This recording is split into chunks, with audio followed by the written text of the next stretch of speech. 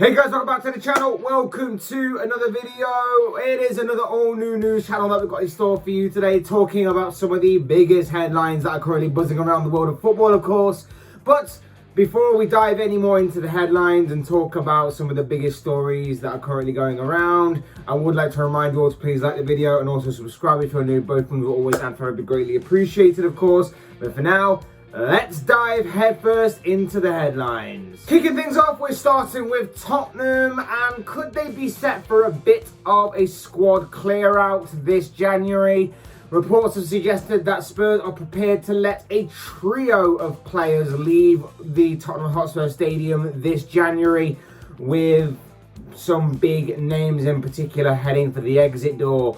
Those players seem to be Dele Alli, Steven Bergwijn and club record signing Tanguy Ndombele, who all seem to be ready to leave the club should suitable offers come in for them separately.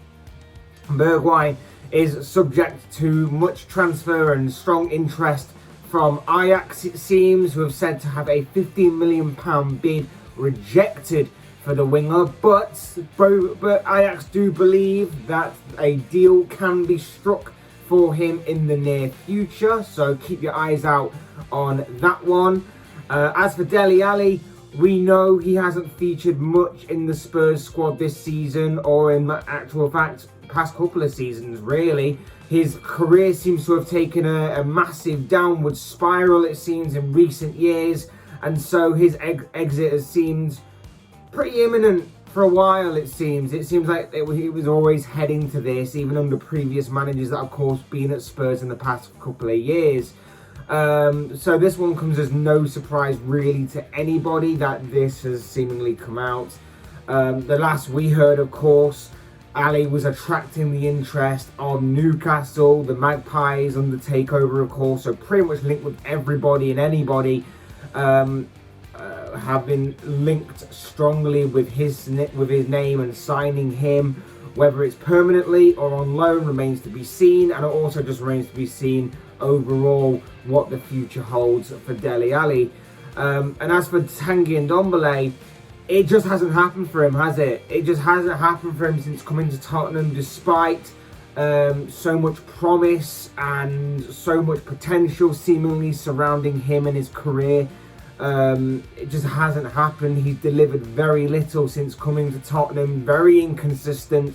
I know the changing of managers hasn't really helped his development, but there's just been nothing from him either. And to be honest, there's been 4 managers that have been at the club since his arrival.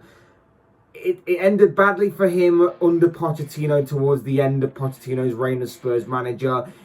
It started and ended badly with Jose Mourinho. It didn't really take off under Nuno Espirito Santo, and it seems that Antonio Conte is also done with him.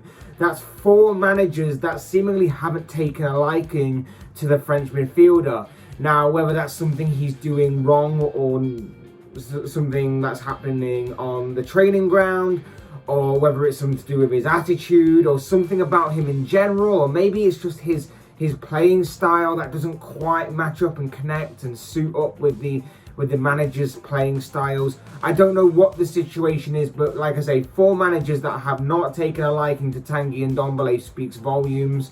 And I think there is more to this story than meets the eye when it comes to the French midfielder. So we'll be able to see where he goes as well. A return to France has been talked about and rumoured about, but it'll be interesting to see where he goes nonetheless. Either way, interesting times lie ahead for Spurs and these 3 players in particular. Next up, we come to a story that has pretty much dominated the early days of this transfer window surrounding Everton fullback Lucas Digne. Stories are now beginning to come out regarding the French left-back that he is in advanced negotiations with Aston Villa ahead of a move to Villa Park. Villa have already signed Philippe Coutinho on loan this January, and if reports are to be believed, they are possibly about to add Digne to their squad and make their second signing of the January transfer window in the coming days or maybe even weeks. Digne has said to be attracting the interest of a number of Premier League clubs following his public falling outs with manager Rafael Benitez, of course. So it will be interesting to see if Villa manage to hold out and win the race to sign him, despite obviously so much interest going into him. An attacking fullback with a good left foot on him, good crossing ability, and is also a danger with his delivery from set pieces. He's also 28 years of age, got plenty of Premier League experience, and for the price tag of what we believe to be could be in the region of 20 to 30 million pounds, this seems like a great deal for Villa to be involved in and to be a part of and to get their man.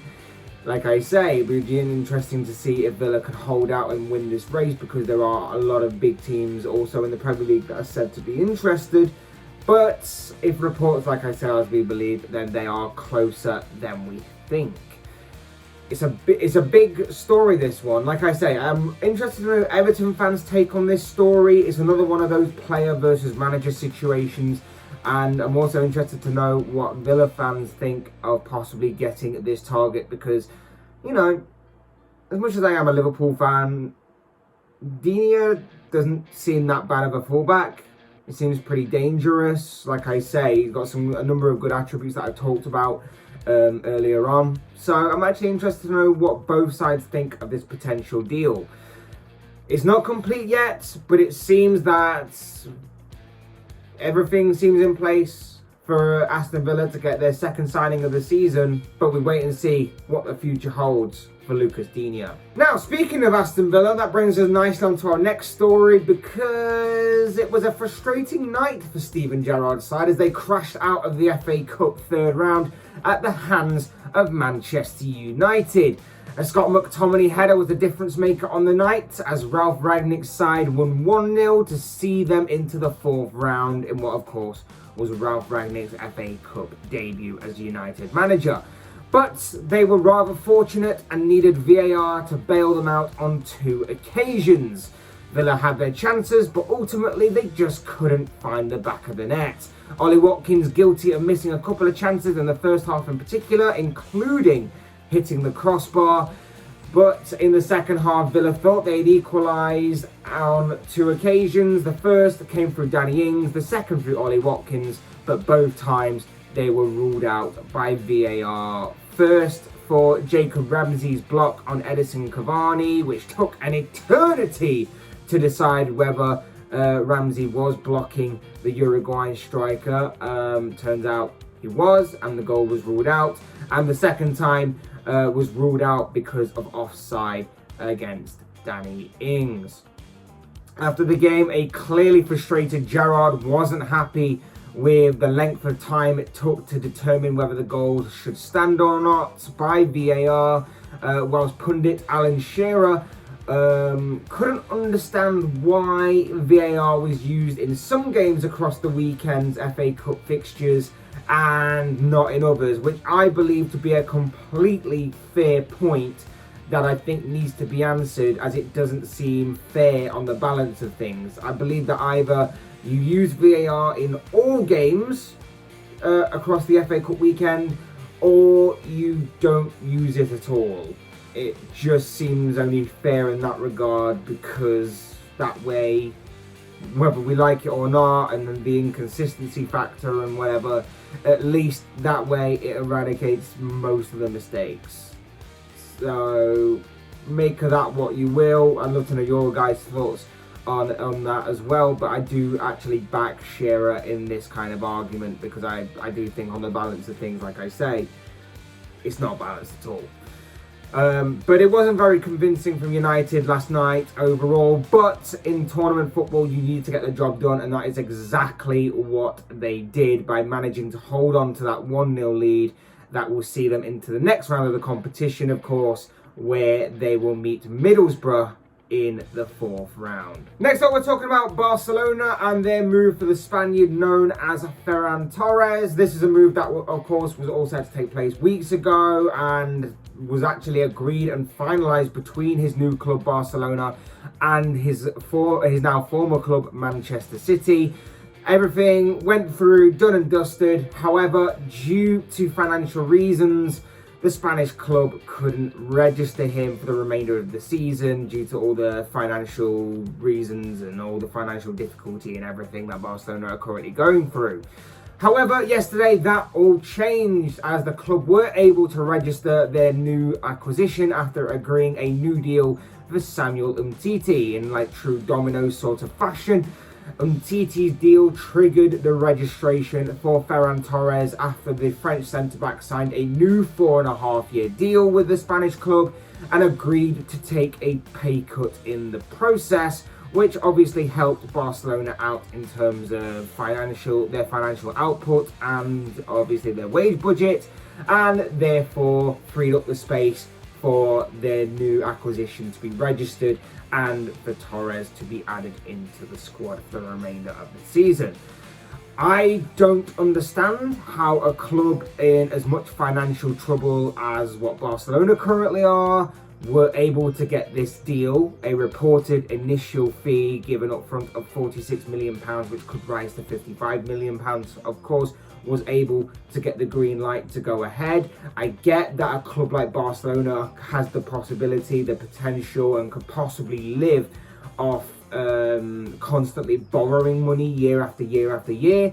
But how exactly that makes it completely fair on the rest of La Liga, I don't understand. I'm completely baffled by how this deal was sanctioned to go ahead and given the green light to get over the line and so on and so forth. Anyway, if anyone can explain how this one works, I would be grateful for that because I just don't get it. But regardless, Barcelona have finally got their new acquisition registered and ready to go for this season. And finally, to an interesting story revolving around Arsenal youngster Folarin Balogun. He is set to undergo a medical at Middlesbrough today ahead of his move to the club. This is going to be a loan deal. It's been talked about in recent days with the youngster set to go out on loan and gain some regular first team experience with the Championship side. Borough are said to be paying £1 million in loan fees plus a portion of his wages after terms and everything else was agreed upon. This move seems to be going ahead and will go ahead pending a medical, of course. It's an interesting move, this one, and Balogun is looking like he will be the next breakout star of the Arsenal Academy and youth setup. He's heavily raved about. He seems to have a lot of promise and a lot of potential. He's heavily talked about as being the next breakout star. And given Arsenal's attacking options going forward, it seems, they could be about to build him up to being in the senior squad more regularly. Beyond this current season, of course, the likes of Aubameyang, Lacazette and Eddie Nketiah seem to be out the door at Arsenal unless there is a massive U-turn on all three of them and they are granted new contracts. However, it doesn't seem like that. We know that Arsenal are in the market for a striker, but Balogun could be the guy to be the backup and be brought more into the first team squad very soon. This move will obviously give him some much needed experience and some regular first team experience of that in a tougher league because he seems to be tearing it up right now in the under 23s. And of course, the Championship, as we know, can be a very tough and very challenging league in general. And with Borough currently in there and fighting amongst the playoff places, it seems, and pushing for promotion, it's going to be an interesting challenge for Balogun and one I'm sure that he will probably relish and will look forward to. And like I say, maybe we will start to see more of Balogun in the near future. So therefore, it might be worth keeping an eye on Folarin Balogun in the very near future. But of course, as I always say, these are just the thoughts, comments and opinions, predictions, whatever you want to call it, of this guy. I want to know what you guys think. What do you make of any of the news stories that I talked about in this video? What do you make of the trio of Tottenham players possibly heading out the door at the Tottenham Hotspur Stadium this January? What do you make of the Lucas Digne situation? Will Aston Villa win the race to sign him? What do you make of last night's FA Cup game between Manchester United and Villa, in which United came out on top and advanced to the next round. What do you make of the Barcelona situation regarding Ferran Torres and Samuel Umtiti's new contract there? And what do you make of Folarin Balogun of Arsenal, now set to complete his loan move to Championship side Middlesbrough? I'd love to know your thoughts, your comments, opinions, predictions, whatever you want to call it, down below in the comment section, because I'm sure it'll all make for interesting reading. Otherwise, hit that like button on the way out if you enjoyed the video, subscribe if you're new or want to see more content like this. Both things will always and forever be greatly appreciated. And of course, thank you all so much for watching and listening. I've been Fletch, this has been another New-Newz video, and I will see you all again soon in another video.